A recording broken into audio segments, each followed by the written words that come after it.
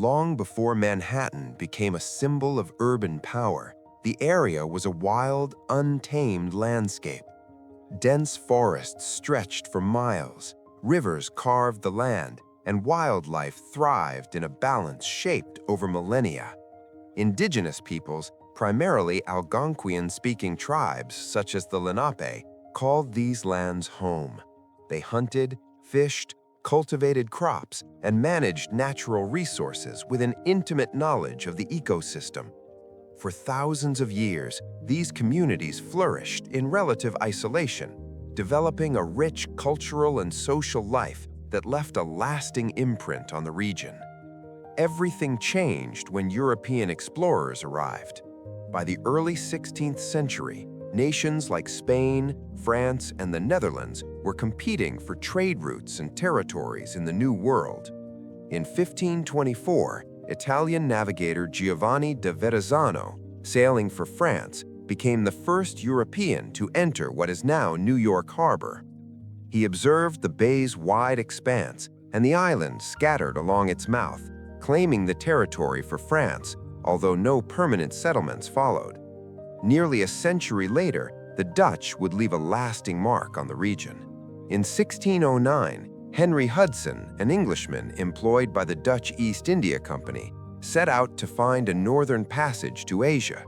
Instead, he sailed into the vast estuary of the Hudson River, tracing it inland and opening the way for Dutch trade and settlement. Hudson's voyage marked the beginning of a European presence that would transform the land from a forested wilderness into a hub of commerce and cultural exchange.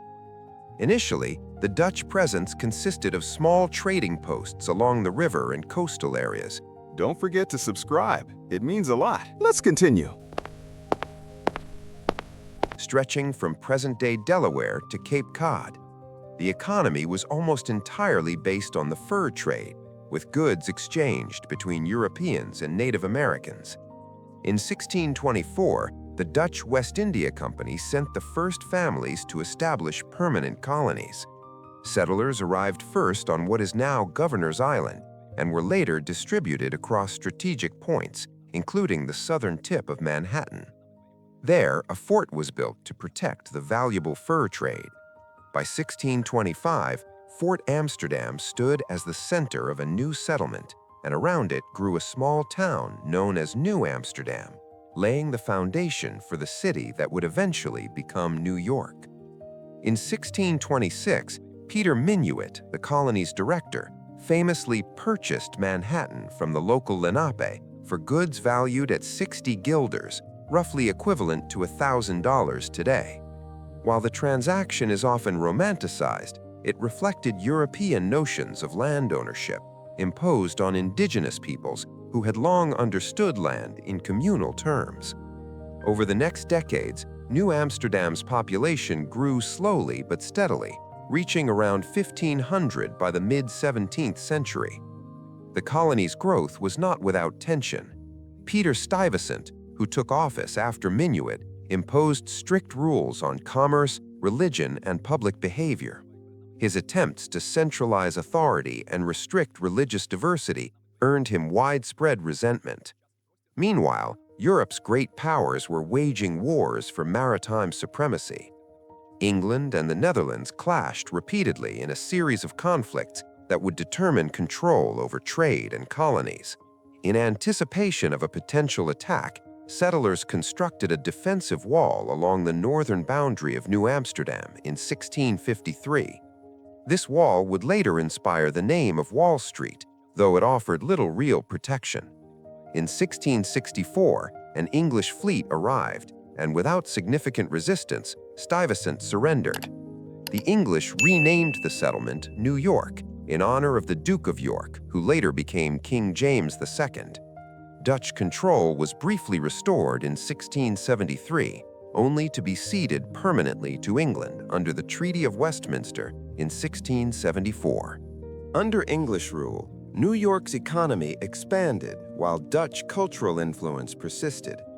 Many Dutch customs, legal structures, and social practices continued, including the use of enslaved labor, which became deeply embedded in the city's commerce. By the 1740s, approximately 20% of the population consisted of enslaved people, reflecting a stark contradiction between the city's emerging prosperity and the human cost of its growth. New York also began to play a role in the political developments leading to the American Revolution. Groups like the Sons of Liberty organized protests, and the city hosted the Stamp Act Congress of 1765, uniting colonial representatives in opposition to British taxation. As war erupted in 1775, New York's strategic location made it a key target.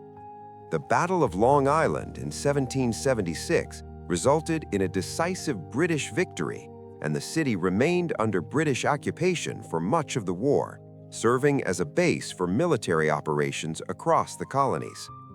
Only in 1783, after the signing of the Treaty of Paris, did British forces evacuate the city, marking the beginning of a new chapter in its history. After the war, New York briefly served as the nation's capital.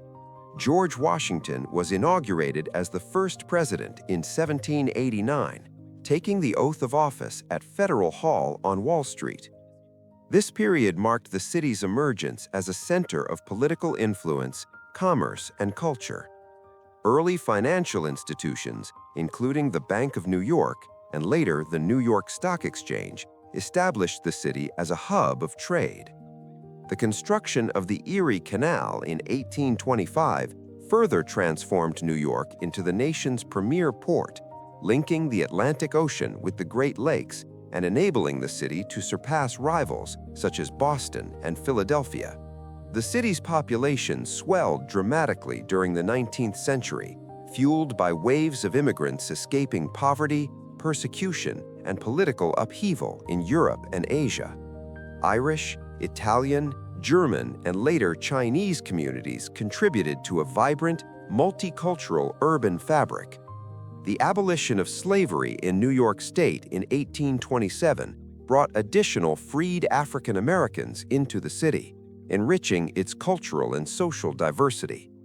Neighborhoods such as the Lower East Side became dense, bustling centers of immigrant life, though overcrowding and poor sanitation led to periodic outbreaks of disease and fires that devastated large sections of the city. Crime and social unrest were common in the rapidly growing metropolis. Gangs roamed the streets, and poverty created widespread hardship. During the Civil War, the city faced internal divisions over conscription and economic ties to the South, culminating in the draft riots of 1863, one of the deadliest civil disturbances in U.S. history. Despite these challenges, New York's economic, cultural, and demographic expansion continued unabated, setting the stage for its rise as a global center of finance and culture in the decades to come. By the late 19th century, New York had begun to develop iconic infrastructure and landmarks.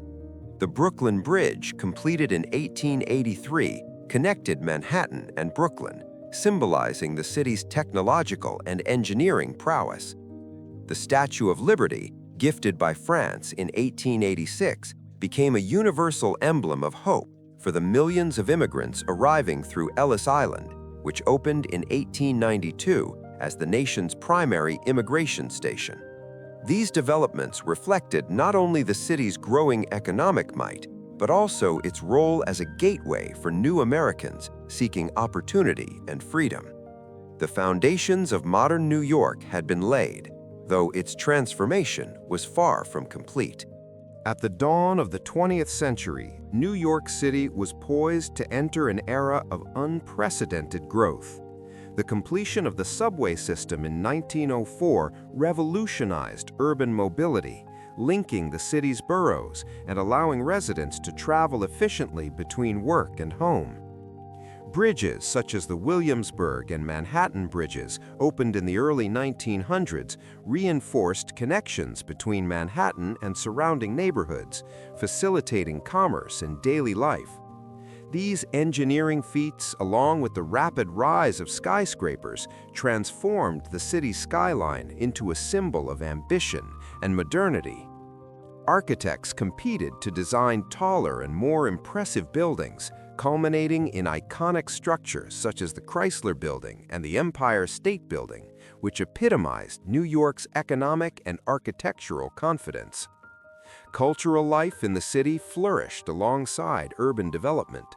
Central Park, opened in 1858, provided a green refuge for residents, while Broadway theaters, concert halls, and music venues attracted performers and audiences from across the nation. Institutions like the Metropolitan Museum of Art, the American Museum of Natural History, and the New York Public Library became centers of learning and artistic expression. Newspapers, including the New York Times and the New York Herald, established the city as a hub of journalism, shaping public opinion and documenting urban transformation. The 1920s brought both prosperity and vice. Jazz clubs, speakeasies, and underground entertainment thrived during Prohibition, reflecting a spirit of experimentation and rebellion. However, the exuberance of the Roaring Twenties came to a sudden halt with the Wall Street crash of 1929, ushering in the Great Depression. Banks failed, businesses closed, and unemployment soared, forcing many New Yorkers to live in makeshift shantytowns, ironically dubbed Hoovervilles, in parks and vacant lots. Despite these hardships, the city remained resilient, adapting to economic pressures while preparing for future growth. World War II marked another turning point. Factories and docks became essential to the war effort, producing equipment and supplies for Allied forces. Troops embarked from the city's ports to distant battlefields, reinforcing New York's status as a vital hub of transportation and logistics. After the war, New York emerged with global prominence. It became the home of the United Nations in 1952, positioning the city as a center of international diplomacy and cooperation. In finance, the city rivaled London, while in art and culture, it inherited much of Paris's influence, establishing itself as a global capital of creativity. The latter half of the 20th century saw New York grappling with new challenges. Crime, poverty, and urban decay affected many neighborhoods during the 1970s, but redevelopment efforts and infrastructural investment gradually revitalized the city. Iconic constructions such as the World Trade Center, completed in 1973, demonstrated the city's capacity for bold architectural innovation. Simultaneously, the expansion of cultural institutions, public spaces, and housing developments helped reintegrate communities and promote economic growth. Immigration continued to reshape the city's identity. Waves of newcomers from Latin America, Asia, and the Caribbean further diversified the population, contributing to New York's reputation as a melting pot of cultures, languages, and traditions. Festivals, cuisine, music, and art reflected this diversity, making the city a global showcase for multicultural urban life. Neighborhoods evolved organically, with ethnic enclaves creating unique microcosms of world culture while integrating into the broader urban fabric. The 21st century brought new trials and triumphs. The September 11th attacks in 2001 caused profound loss and damage, testing the city's resilience. Yet New York rebuilt, commemorating the fallen while renewing its infrastructure and skyline. Contemporary developments in transportation, real estate, and technology continue to shape the metropolis, reinforcing its role as an economic, cultural, and political powerhouse. High-rise residential towers, innovative public spaces, and revitalized waterfronts exemplify the city's ongoing reinvention. Today, New York City is a living testament to adaptation and transformation. From a forested wilderness to a Dutch trading post, from a British colony to a bustling immigrant hub, from an industrial powerhouse to a global financial center, the city has continually evolved. Its streets, buildings, and communities bear the imprint of centuries of reinvention, reflecting both the triumphs and struggles of the people who have shaped it. What defines New York is not merely its scale or wealth, but its resilience. The city has endured fire, disease, economic collapse, war, and social upheaval, yet each challenge has been met with reinvention. It is a city that continually remakes itself, integrating new ideas, technologies, and cultures while maintaining a sense of identity and purpose. Its story demonstrates that urban evolution is not a linear process, but a dynamic interplay of human ambition, environmental adaptation, and cultural exchange. The narrative of New York City, therefore, is one of perpetual change. From Lenape lands to Dutch fortifications, from colonial struggles to revolutionary battles, from waves of immigrants to skyscrapers that touch the sky, the city has never remained static.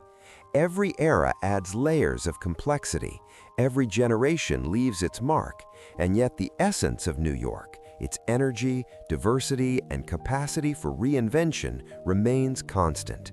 It is this relentless evolution that makes New York City not only one of the greatest cities on Earth, but also a living symbol of human ingenuity, resilience, and possibility.